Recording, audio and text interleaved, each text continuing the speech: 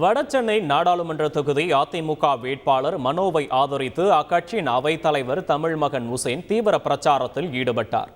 பெரம்பூர் தொகுதிக்குட்பட்ட ஏராளமான பகுதிகளில் அதிமுக வேட்பாளர் மனோ வீதி வீதியாக வாக்கு சேகரித்தார்.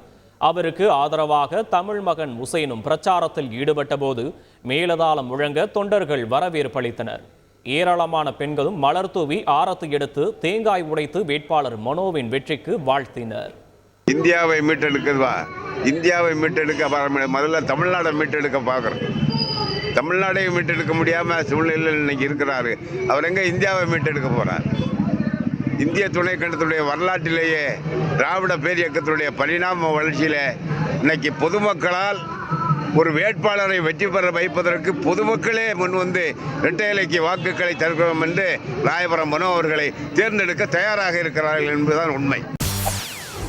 செய்திகளை உடனுக்குடன் தெரிந்து கொள்ள உடனே சப்ஸ்கிரைப் பண்ணுங்க.